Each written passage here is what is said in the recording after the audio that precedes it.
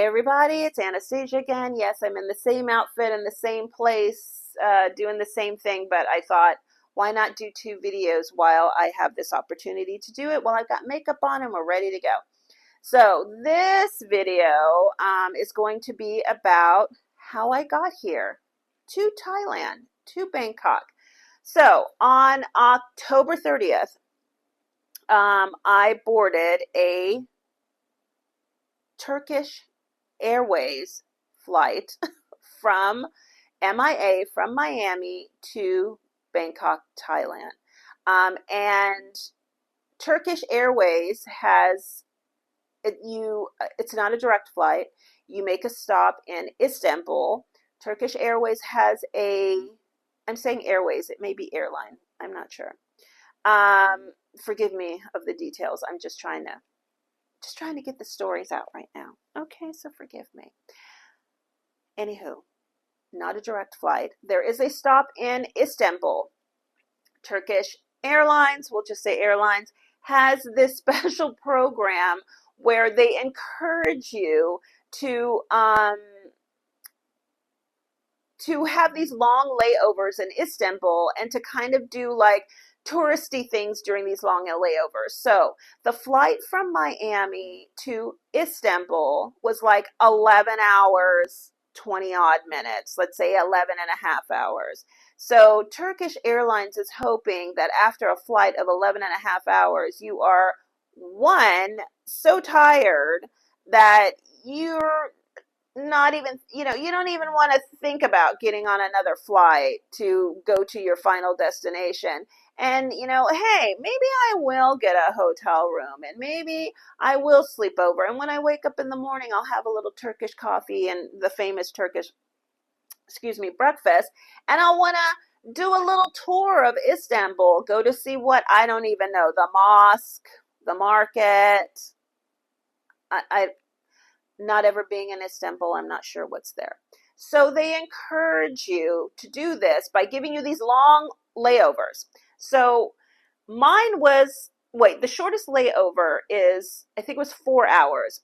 I was going to do that one, but I read online that the Istanbul airport is huge, and it's possible that depending on where your flight lands and your next transfer is, you could be like running to get your next flight. And because I'm not good at doing that, when I sit on a flight for 11 and a half hours, honey, my hips lock up, my knees lock up, my back is screaming. I ain't running nowhere. Okay.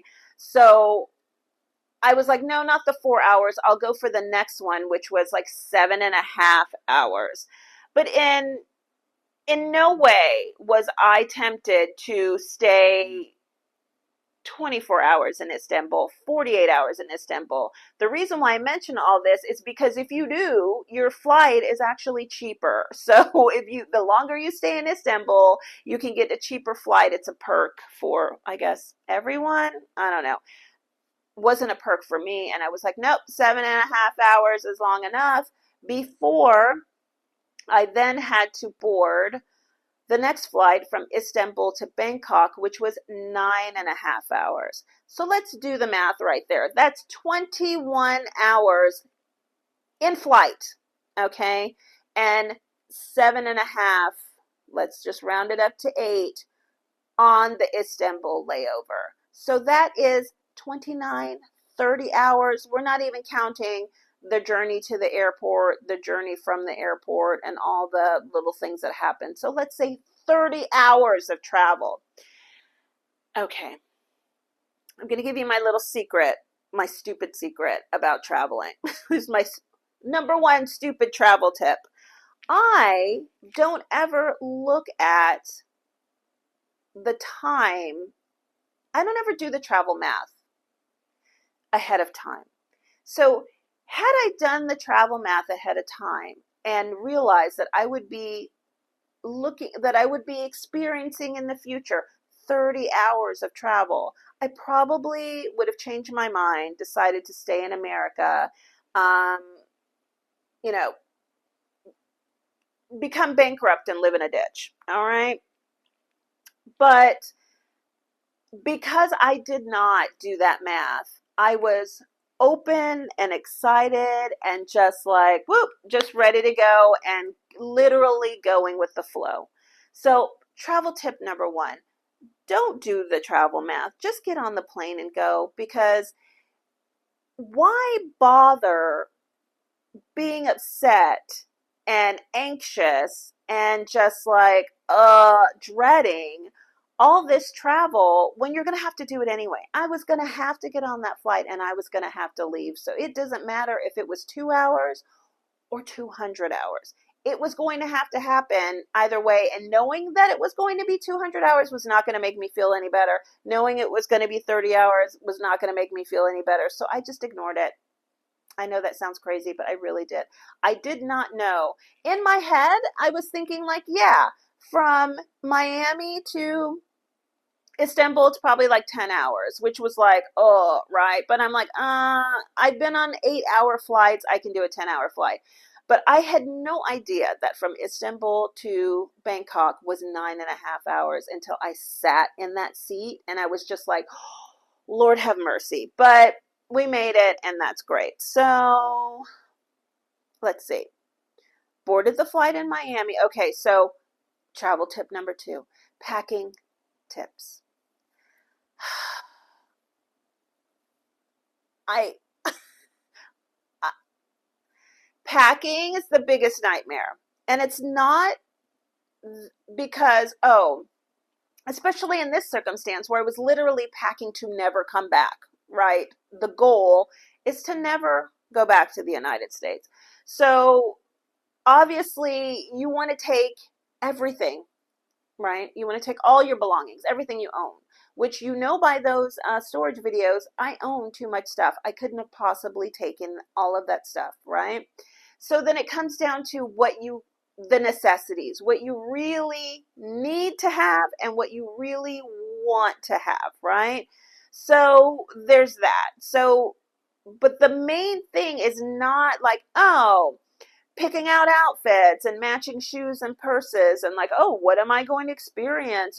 Do I need a bathing suit? Do I need sandals? Do I need a sunny, cute little hat to protect my face? No. You need to figure out what you need, what you want, and how much it weighs. Because at the end of the day, it is all about weight. You will pay more money if your luggage is overweight. You will pay more money if you have more carry-on bags that are allowed. The last time I traveled, which was the first time I ever traveled internationally, I really wasn't that aware of that. And so I flew, number one, on an airline that only allowed you one free checked bag, which is insane. I packed that checked bag. Actually, is this the bag? No, it's actually bigger than that. But I did bring my little beauty. I love her. She's my favorite travel bag. But I bought one huge suitcase and I packed it full of as far as like it was bulging. It was literally, I had to sit on it to close it. It was so jam packed. And I wasn't even considering the weight. I was just like, they said one free check bag and like, hey, this is the check bag. And then I took this one packed to the brim as my personal item. And then I had a smaller wheeled carry-on, like hard side luggage packed with all my valuables, all my Chanel and all my luxury items. If you know me, you'll know why I'm making that little face. Anywho, thinking like, I'm ready to go. And of course, when I got to the airport, they were like, honey, this weighs too much. You have to pay extra. You have to, even to the point where it was so heavy, they were like, we're not even going to allow this on the plane. So throughout that whole entire first trip, I'm going to tell the story about that later, but there were tears. There were picture me on my knees on the floor of an airport crying over all of the stuff that I needed to literally throw in a dumpster to satisfy these people and how much my luggage needed to weigh. Lesson learned. So this time I chose Turkish Airlines to go to Southeast Asia and not an Asian airline or not American or United, because Turkish Airways Airlines, whichever, gave me two free checked bags at 23 kilograms each, which is approximately 50 pounds each. Amaze balls, okay? Twice as much as what I was able to take last time. So I was so happy. And then I ended up they allowed you to even get a third bag, which was only $250 more, a third bag at 23 kg. So that's 150 pounds in check baggage and a carry-on luggage. So I had my hard case. And then and it did not say that you were allowed a personal item, but you see those people at the airport all the time. They got their little wheelie carry-on, and then they got some gigantic, like, Louis Vuitton tote bag, or or a backpack or whatever. And I was just like, you know what? We're going to risk it. We're going to take this little baby as my personal item, not pack it all the way to the brim. It was almost packed to the brim, and hope that they would not weigh this baby, okay? Because I did get, the carry-on was allowed to be 8 kg, which is about 16 pounds, 15 pounds. So I was good. Get to the airport and realize, and then I get to the airport, and in the time that I was waiting, I weighed my bags on their scales. Now, I bought one of those luggage scales that it's like, it's like a handle that you have, and then it has like a little piece that you hang your bag on, and then you pull it up and you hold it above the ground, and it's whatever. So I got everything to the point where I was good. I was maybe like 23.5 on one, or 23.5 kg on something, or 24 kg on something, but I was good. Get to the airport with the extra time. Thank the Lord that I did this. I put my bags on their scales. So it does not, we can get into the debate all we want to about why, when I used my scale, it was one number and their scale say another. But at the end of the day, it don't matter what your scale says. It matters what their scale says. And that's how they're going to, charge you more money than you paid your ticket, okay, for getting those damn bags on the flight. So weighed the bags and realized that we had some inconsistencies. So we needed to move some stuff around. So I have 3 huge, like 29-inch, 30-inch luggage bags. You can look those up. That's about as big as you can get, filled to the brim. My little carry-on, and then that one that was overfilled.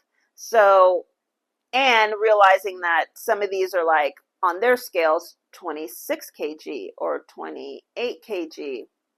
As I said, it doesn't matter who's right or wrong. They're always right. So I, right there on the floor, opened everything up, started shifting everything around, went online and was like, hey, how much more is this going to cost me, to get an extra bag, or, whatever. So I found out for $60 more, I could make one of those bags 32 kg, which would bring it up to, I think it's like 75 pounds, 72 pounds. So we did like the quick switcheroo, and we got it so that I was like, I'll pay the extra $60. I'll do that. In doing that, I was putting luxury items in my check bag, which everyone says you shouldn't do, because, honey, when they pass it through those x-ray machines and they see the Chanel and the Louis Vuitton and the whatever, they're not going to question the authenticity of it. They're just going to steal your bags and figure it out later. And I had a lot of that. I mean, all of my shoes were designer, my handbags, everything, because we were going to take those with us come hell or high water.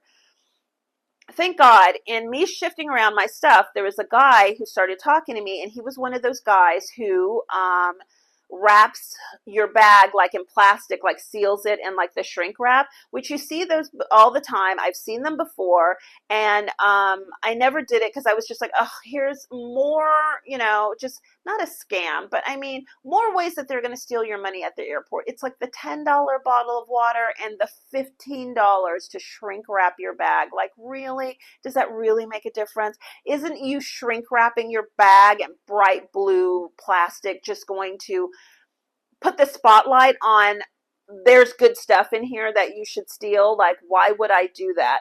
But in talking to the guy, I was like, I asked him, hey, do you do that? He's like, oh, you should really get those shrink wrapped. And I was like, well, that's convenient for you to say because you work at the shrink wrap and you make money if I get a shrink wrap. It's like, yeah, I'm not sure your opinion is genuine. But then another guy I saw like literally shrink wrapping like 8 bags. It's $15 a bag. And I was like, whoa, this guy is investing in this. I got to talk to him. So I'm like, hey, do you travel a lot? Yes. Do you always shrink wrap your bags? Absolutely. Do you think it's worth it? Yes. Have you ever gotten a bag stolen? Absolutely not. I do this every single time for years. Never had a bag stolen, never had a problem. I was like, honey, we're doing it because I wanted to make sure that these bags made it to Bangkok. So travel tip number 1. Oh, sorry, number 3, I think we're at. Which I'm going to sneak this one in here. Air tags. Get those Apple air tags. I stopped and I bought too many air tags. I have extra, but I put an air tag into every single one of those bags because I was paranoid, and I love the fact that you can track it the whole way. When I got to Istanbul, I saw bing, bing, bing, bing. Every bag had made it to Istanbul. When I got it to Bangkok, bing, bing, bing, every bag had made it to the airport. So tip number 3, air tags. They're worth it. They're $25 a piece. If you buy them in bulk, $23, the best money you ever spent. You will not regret it. Travel tip number 4, get your bags shrink wrapped because what it does is it prevents the easy theft. So if there's someone back there in baggage claim that they see in the x-ray, they see there's LV, they see whatever, and they're like, oh, I can, if it's not shrink wrap, they can just pop that. If you even have a lock, they can just open that zipper and just grab it right there. They can just take that bag off, make it disappear in a dark place back there, take out whatever they need, zip it back up and put it right back on the line, right? But if your bag is shrink wrapped, no, it's like it's going to take them a little bit more time. Like it's going to take them taking it off the line, ripping open that plastic, going through it, whatever. They're going to need more time and more space, more energy to get into your stuff. And apparently a lot, the easy thieves don't want to go through all that. Thank God. So shrink wrap your bags. Also, what else? Oh, well, I already said it. Travel tip number 5. Weigh your bags at home and weigh your bags at the airport. Okay, so when they shrink wrap your bags, they have a scale right there because they tell you like, oh, they weigh it before they shrink wrap it to tell you like, hey, if it's overweight, they're like, hey, maybe you should figure this out before we shrink wrap it because once we shrink wrap it, it's sealed. That's the way. But I did not know that at the time. So I just literally went over to a closed counter. There were no agents there, and I just moved all my bags over there and weighed them one by one. I have done this at 2 separate airports, and even though they don't want you in those closed agent desks, but nobody has ever said anything to me like, hey honey, you can't be doing that. So kudos to me just being bold. All right, so weigh your bags at the airport regardless of how well you think you weighed them at home. What else? So I did all that at the airport, got onto that plane, survived 11 and a half hours. And there's some interesting characters on that plane. But the most interesting is a friend that I met. To know me is to know I'm not out here talking to all kinds of men's, okay? Especially these American men, okay? But right across the aisle from me was a guy who I obviously, I mean, I was in economy, so it's like we're close. So I had noticed him when he first came in, and I mean, he looked like a decent guy, but he just looked like a sleepy guy. He took off his shoes, he had his socks on, he was like all curled, and the way that he was in the seat, like he was like, oh, I'm on this plane to go to sleep. And it was funny because he was sleeping like on his side and like facing me, and I was like, oh honey, he is comfortable having his nap. I was like, oh, good for him. But didn't really talk to him, didn't really pay any attention to him. And I think maybe he snored a little bit, and that's why I noticed him. And I was trying to sleep with, drug free. I didn't have any Xanax or whatever. So I was just trying to deal with my stuff. And then at the very end of the flight, because that was a night flight, so it was like, it started out at night, people were sleeping, and then they woke us up in the morning and we had breakfast. And so I really started like noticing him and talking to him during breakfast. Super nice guy. His name is Tony. I hope he's watching. And it was interesting that his name is Tony, real name Antonio. My mother's name is Antonia, went by Tony. Angels working in my favor. So we bonded over the horrible breakfast that Turkish Airlines served. It was like it was supposed to be scrambled eggs, but it was literally like a gruel. It was like egg flavored oatmeal. It was liquidy and like nothing we had ever seen before. So we started talking about that, and turned out to be a really nice guy. And then I was telling him about like, why I was there, and that I was, planning on like going to Thailand and never coming back and all of this. And he was mentioning like, oh, you have a long flight ahead of you. He's like, I fly a lot and I can get you into the airline lounge. So when you meet people on airlines, on airplanes, they will promise you the world. Oh, I do this, I can get you a job, I can do that, give me your phone number, give me your, Instagram, give me your whatever. Even if they get to that point, usually they just make a lot of promises. And then when you get up to leave, you realize, oh, I don't have this person's phone number, I don't have this person's Instagram, I'll probably never see them again. Oh, whatever. I don't know what it is. I don't know if it's the altitude that makes them lie, or just, I don't know, society in general. But that's usually what happens. But thank God for Tony. When he said, oh, I can get you to the lounge, he meant it. And we got up when the plane landed. We're all getting ready to go out, and I could tell at the point where it's like, okay, you're going, he's in front of me and I'm behind him, and we're trudging like up the aisle to get off the plane, and I can see that moment where he literally, like, you hit that exit, and it's like usually that person who promised you the world goes that way, and you end up going that way, and you never see each other again. But no, honey, he made sure. He was like, no, keep close to me, go this way, come this way, and he took me up to the lounge and literally got me into the airline lounge. I have never, which so grateful to Tony and all the angels that made that happen, because I've never been in an airport lounge before. I was planning on spending my 7.5 to 8 hours just slumped over in like, a bench or like a random chair that I found with not all of my luggage, because I had that one and I had my carry-on, but I was just, going to fight through the fatigue and the pain in a very uncomfortable position somewhere randomly in the airport. But thanks to Tony, I got to go into the airport lounge and have a very nice meal. Unfortunately, I only took 2 pictures while I was there because I was so tired and in so much pain of sitting in that little seat for 11 and a half hours. I will post those 2 pictures here.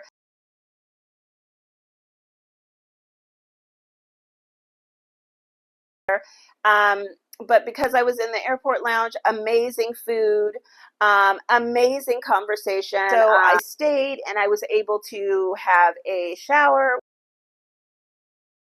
I've inserted the picture already or here, and enjoy all the food. I think I ate like 4 times. Wonderful, like beautiful clean bathroom, beautiful surroundings. I wish I'd taken more pictures, especially of the buffet, but it was amazing. It was just when I needed to like gain that strength. insanity to get on that flight that I mentioned, that 9.5 hour flight from Istanbul to Bangkok, that I had no idea was going to be that long. It really wasn't that bad. It was a night flight. We were supposed to sleep. I tried to sleep a little bit, whatever. Landed in Bangkok, and let's see. So travel tip number 6 would be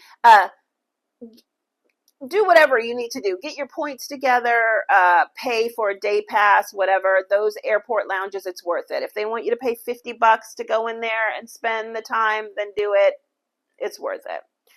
Landed in Bangkok, and oh, I would say travel tip number 7 specifically to Thailand.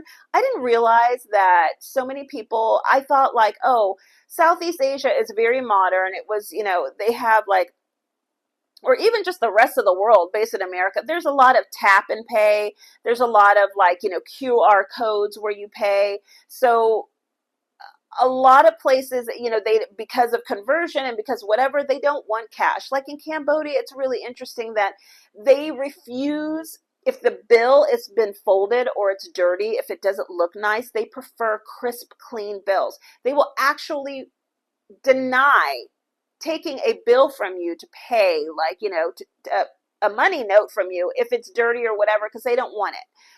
So that tells you, oh, we're trying to stay cashless here and whatever.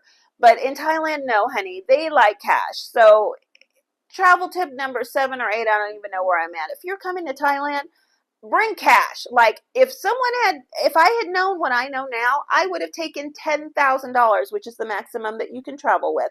I would have taken 10,000 US dollars and wrapped it up in cellophane and taped it, taped it to my leg, because it would have been better for me to take all of that cash here and convert it here to Thai baht, than me having it all in the bank and now being nickel and dime every time with fees every time I have to pay something or whatever, which we'll go into that. I'm not being like, I am being a little nickel and dime, but it could have been a lot worse if I had not prepared, which that will be in another video. With being prepared with the right debit cards, credit cards, whatever. So got here in Bangkok. Travel tip number 9, get your SIM card or your eSIM card for your phone at the airport. It's cheaper there. Remember what the conversion rate is. I knew that I wasn't going to take like the cheapest route and ground transportation. I knew that I wasn't, with those 3 huge bags, my carry-on, and then Miss Girl over there, that's too many bags. So I had to get a cart. So I knew I wasn't going to then get on the subway and take the subway into Bangkok. I knew that wasn't going to happen. But in my head, I was like, oh, I'll probably just get a taxi. But as I was coming off in my, stiff hips and stiff knees and hot as the bejesus, because when you get out of the main part of the airport, it smacks you in the face, the heat and humidity. It's like, ooh, honey, it's the sauna is on. And to get over to where the taxis are, and then to see that the people are waiting in line for the taxi, you're like, oh no. Well, at least I was like, oh honey, I'm already sweating and I'm barely moving. I'm not going to make it over there.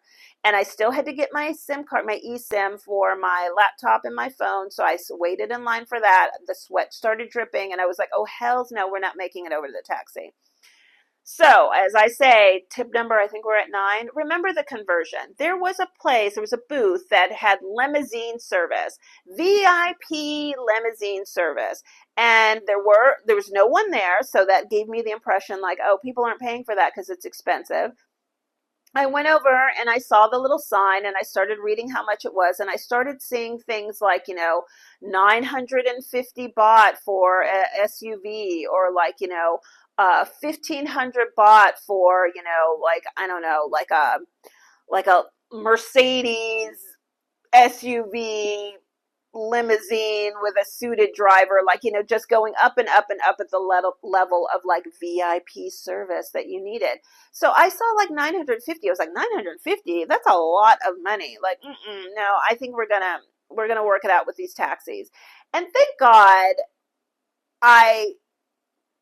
the angels started whispering and they were like, no, honey, that's 950 baht. 950 baht is like $30. It's like 1,000 baht is $32. 950 baht is $30. $30 to go from an airport to your hotel in central Bangkok. I'm sorry, I paid $30 no matter where I landed. Okay, so in the grand scheme of things, that I would not have to lift those huge 50-pound and 75-pound bags into a car and then out of a car at a hotel and be able to relax in a black SUV with, air conditioning and music if I wanted to, clean and cozy. $30. Honey, take my money. So, yeah, remember that conversion rate when you're wherever country you're in, because it was the best $30 that I ever spent. Would not, have no regrets.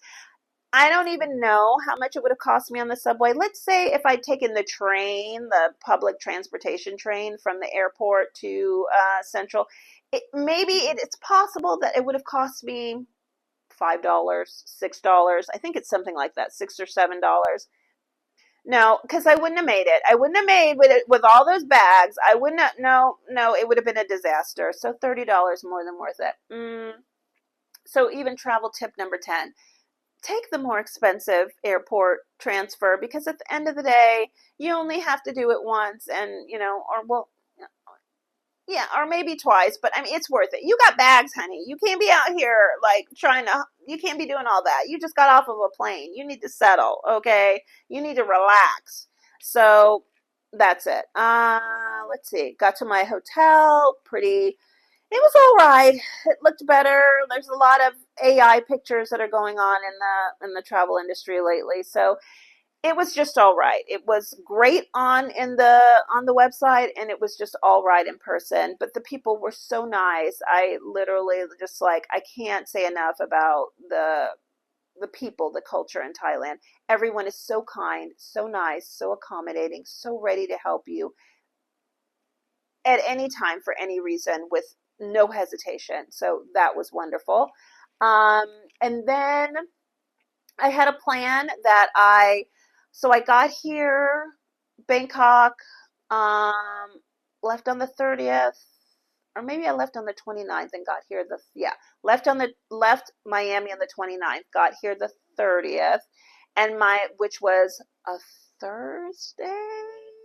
Yes, Thursday evening.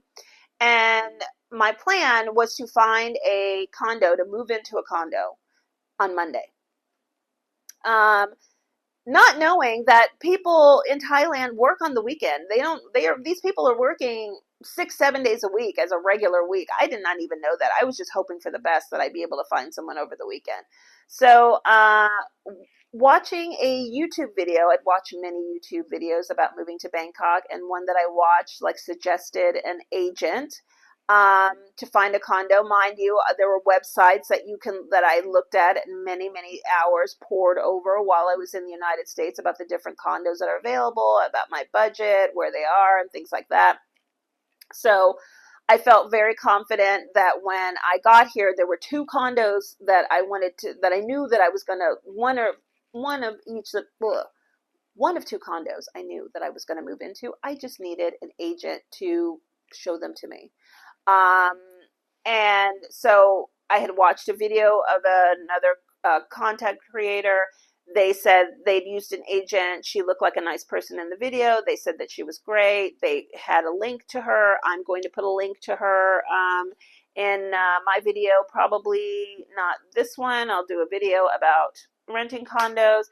But immediately, contacted her, and she showed me around, and I ended up in this condo, moved in on the Monday. So very grateful that happened so smoothly and everything. So if this video is about travel tips, I would say develop a plan, stick to the plan, regardless of how maybe ridiculous it seems, or how I don't know, that, I didn't know that people worked on the weekends, but I expected them to work on the weekends. Just be confident in your plan, and just, keep it moving. And don't be so hard on yourself. Travel tip number 11. We'll stop at 11. 11's a good number. Don't be so hard on yourself. If you are exhausted, rest. If you are annoyed and have anxiety, relax. If you are clueless as to what to do next, you know what? Just open your hands and ask the universe for the answer. You're going to get it. So that's it. 11 travel tips.